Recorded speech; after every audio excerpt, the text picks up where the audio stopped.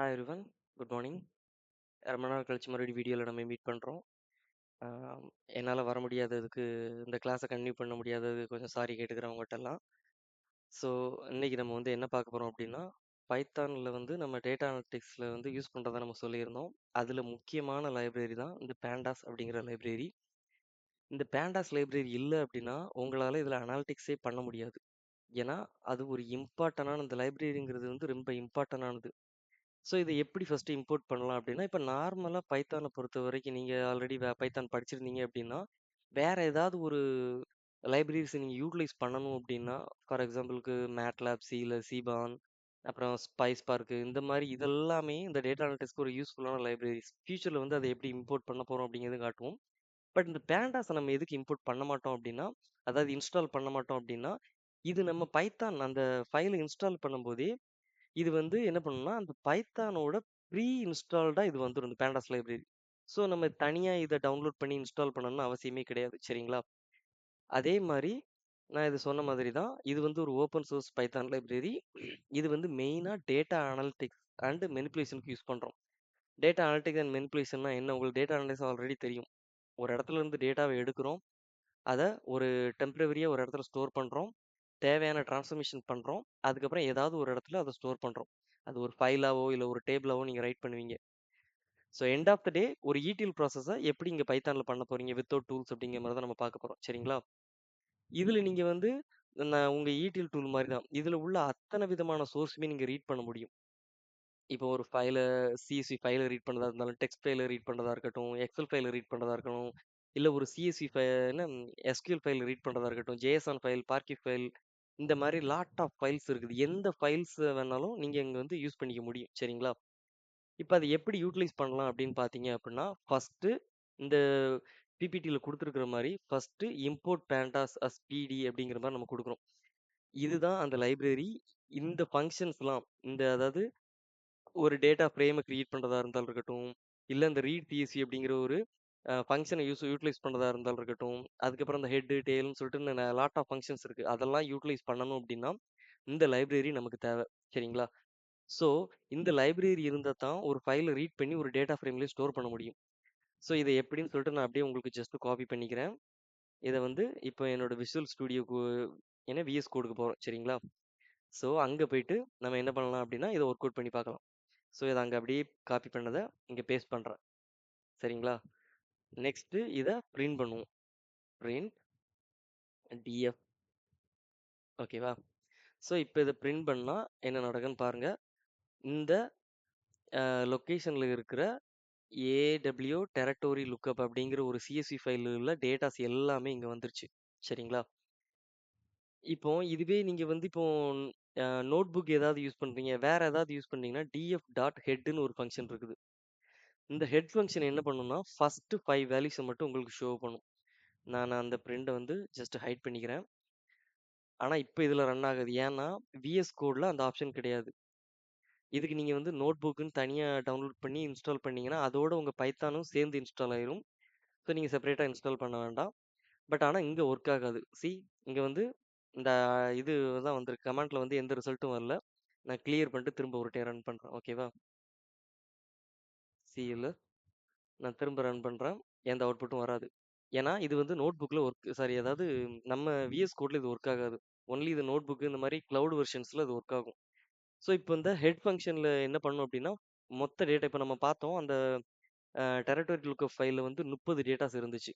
இதுல first 5 data மட்டும் தான் பிரிண்ட் பண்ணணும் அப்படிங்கிறதுக்காண்டி கொண்டு வரப்பட்ட ஃபங்க்ஷன்ஸ் தான் இந்த ஹெட் அப்படிங்கிற ஃபங்க்ஷன். சரிங்களா? இப்போ நீங்க இதை மாடிஃபை பண்ணிட்டு ரன் பண்ணீங்க அப்படின்னா உங்களுக்கு ஃபர்ஸ்ட் 5 டேட்டாஸ் மட்டும் வரும். சரிங்களா? சரி, ஓகே. இப்போ நீங்க ஃபர்ஸ்ட் 5 டேட்டாஸ் மட்டும் பார்த்துட்டீங்க. எனக்கு லாஸ்ட் 5 டேட்டாஸை பார்க்கணும் அப்படின்னா என்ன பண்ணலாம் அப்படின்னு கேட்டிங்கன்னா ஜஸ்ட் இதை காப்பி பண்ணுங்க.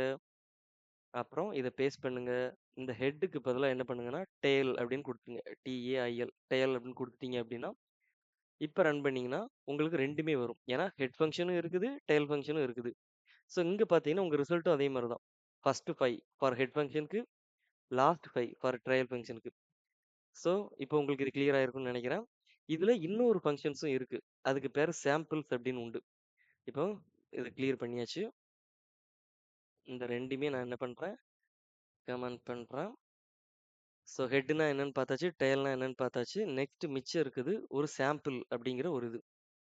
So data frame dot sample அப்படிங்கிற ஒரு ஃபங்க்ஷனை யூட்டிலைஸ் பண்ணி இதை ரன் பண்ணோம் அப்படின்னா என்ன நடக்குன்னு பாருங்க. ஏதாவது உங்க காலம் நேம் ப்ளஸ் அந்த டெரிட்டரி கீஸ் அப்புறம் ரீஜியன் கண்ட்ரி கான்டென்ட் இந்த காலம் நேமோட இங்க என்ன பண்ணுதுன்னா ஏதாவது ஒரே ஒரு சாம்பிள் ரெக்கார்டு மட்டும் கொடுக்குது.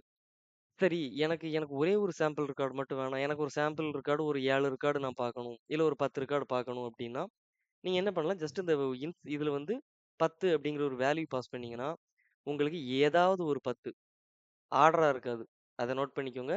மத்த இதுலலாம் நீங்க ஹெட், டெயில்னு குடுக்கும்போது கரெக்ட்டா ஆர்டர் வைஸா எடுத்துட்டு இருந்துச்சு. ஃபர்ஸ்ட் 5, லாஸ்ட் 5ன்னு எடுத்துட்டு வந்துச்சு.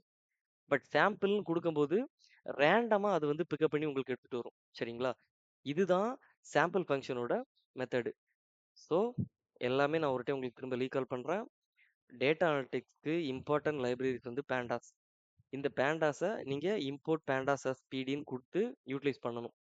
அப்படி இந்த பேண்டாஸ் நேமை ஃபுல்லா டைப் பண்ணக்கூடாது அப்படிங்கிறதுக்காண்டி தான் அதுக்கு ஒரு அலியாஸ் நேம் வச்சு அந்த அலியாஸ் நேமை வந்து நம்ம இங்க கால் பண்றோம். சரிங்களா? அதை ஒரு டேட்டா ஃப்ரேம்ல ஸ்டோர் பண்றோம். இப்போ இந்த pdன்னு கொடுத்தா வராது. இதுக்கு வந்து அதுக்கு அடுத்து உள்ள ஃபங்க்ஷன் நீங்க கொடுத்தாகணும். ரீட் சிஎஸ்வி, ரீட் எக்ஸல் இந்த மாதிரி நீங்க கரெக்டான அந்த ஃபங்க்ஷனை டைப் பண்ணா மட்டும்தான் நீங்க அதை மாதிரி டைப் பண்றது மட்டும் போதாது. இந்த கரெக்டான அட்ரஸ் பார்த்தும் கொடுக்கணும். இப்போ இது லோக்கல்ல இருக்கிறதுனால இந்த மாதிரி சிஇஸ்ட் யூசர் முத்து அப்படின்னு போட்டு இதுல இருக்குது. ஆனா இதில் நீங்க ஒரிஜினல் கிளவுட் வெர்ஷன்ல யூஸ் பண்ணும்போது இதெல்லாம் வராது. அது உங்களுக்கு அந்த யூஆர்எல்லே வேற மெத்தட்ல இருக்கும். சரிங்களா? அப்புறம் இந்த ஆர் இல்லாம ட்ரை பண்ணி பாருங்க. இது ஒர்க் ஆகுமான்னு பாருங்க. ஒர்க் ஆகாது. ஆக்சுவலி இதுதான் ஒரிஜினல் அட்ரஸ். நார்மலா என்ன பண்ணீங்கன்னா இந்த மாதிரி தான் நீங்க டைப் பண்ணுவீங்க. இந்த மாதிரி தான் நீங்க இந்த பார்த்து கொடுப்பீங்க. இதை நீங்க ரன் பண்ணீங்கன்னா உங்களுக்கு இந்த மாதிரி யூனிகோட் எரர்னு ஒரு எரர் வரும். இதுக்கு என்ன மீனிங் அப்படின்னு பார்த்தீங்கன்னா, யாராவது ப்ரோக்ராமிங் லாங்குவேஜ் படிச்சிருந்தீங்க அப்படின்னா, இந்த ஸ்லாஷ்க்கு அதாவது இந்த ஸ்லாஷ் போட்டு என் யூஸ் பண்ணியிருந்தா என்ன, இந்த ஸ்லாஷ் போட்டு டி யூஸ் பண்ணியிருந்தா என்னன்னு தெரியும். ஸ்லாஷ் என்னன்னா நியூ லைன் கொடுக்குறது, ஸ்லாஷ் டீனா ஒரு 5 ஸ்பேஸ் விட்டு அவுட்புட்டை பிரிண்ட் பண்ணு அப்படிங்கிறதுக்குள்ள மீனிங். அதனால தான் இந்த எரர் வருது உங்களுக்கு. இந்த எரரை எப்படி அவாய்ட் பண்ணலாம் அப்படிங்கிறத நீங்க ட்ரை பண்ணுங்க. இந்த வீடியோ பாஸ் பண்ணிட்டு நீங்க திங்க் பண்ணுங்க. எந்தெந்த மெத்தட்ல குடுத்தா இத அவாய்ட் பண்ணலாம். நீங்க ஆல்ரெடி பார்த்திருப்பீங்க. இந்த இடத்துல ஆர் இருந்துச்சு. நான் அழிச்சுட்டேன். ஸோ இப்ப நான் திரும்ப ஆர் போடுறேன். இது ஒன் ஆஃப் த மெத்தட் சரிங்களா? ஸோ உங்களுக்கு இப்ப இந்த சாம்பிள் அவுட்புட் வந்துருச்சு. இது போக இன்னும் 3 விதமான மெத்தட்ஸ் இருக்கு. அதை எப்படி நம்ம யூட்டிலைஸ் பண்ணலாம் அப்படிங்கிறத நீங்க இத பாஸ் பண்ணிட்டு எனக்கு சொல்லுங்க. சரியா? ஓகே. ஐ திங்க் நீங்க பாஸ் பண்ணி ட்ரை பண்ணியிருப்பீங்கன்னு நினைக்கிறேன். இப்ப வந்து அதுக்குள்ள ஆன்சர்ஸ நானே ரிவ்யூ பண்றேன். இதுல வந்து இன்னும் 4 விதமான அவுட்புட் இருக்குன்னு சொன்னேன்ல.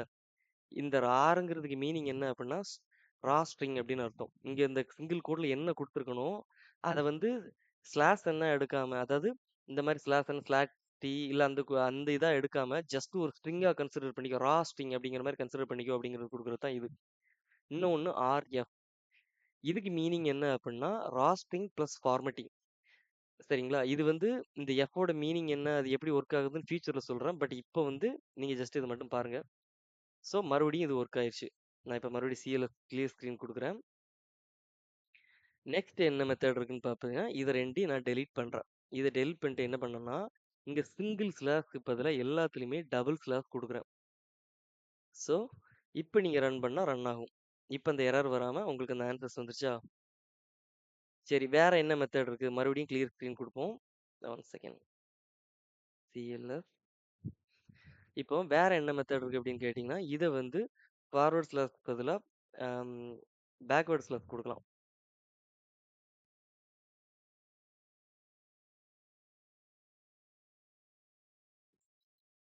ஸோ இப்போ கொடுத்தீங்கனாலும் இதோட அவுட்புட் வரும். ஸோ முதல்ல ஒரு ஸ்லாஷ் ஒன்று பார்த்தோம். அப்புறம் ஒரு ஸ்லாஷ் போட்டு நம்ம ரன் பண்ணாமல் எதுவும் அந்த ஓப்பன் ப்ராக்கெட்டுக்கும் சிங்கிள் கோட்டுக்கும் இடையில எதுவும் ஒரு வேல்யூ கொடுக்காம நம்ம இதை ரன் பண்ணி பார்த்தோம். ஃபெயில் ஆச்சு. அதை ரீப்ளேஸ்மெண்ட் பண்ணுறதுக்கு டபுள் ஸ்லாஷ் கொடுத்தோம். அப்புறம் ஆப்போசிட் ஸ்லாஷ் கொடுத்தோம். அப்புறம் ஆர்ன்னு ஒரு இதை யூஸ் பண்ணோம், ராஸ்ட்ரிங். அப்புறம் ஆர்எஃப்ங்கிறது ஒன்று யூஸ் பண்ணோம். ஸோ இந்த மாதிரி தான் நீங்கள் எக்ஸ்ப்ளோர் பண்ணி பார்க்கணும். இதில் ஒரு இன்டர்வியூவில் கூட உங்களுக்கு கேட்கறதுக்கு சான்சஸ் இருக்குது. அதனால் இது எப்போதுமே என்ன பண்ணுங்க அப்படின்னா கேர்ஃபுல்லாக யூஸ் பண்ணி பழகிக்கோங்க. சரிங்களா? Okay. Thank you. See you all. We will meet in another video.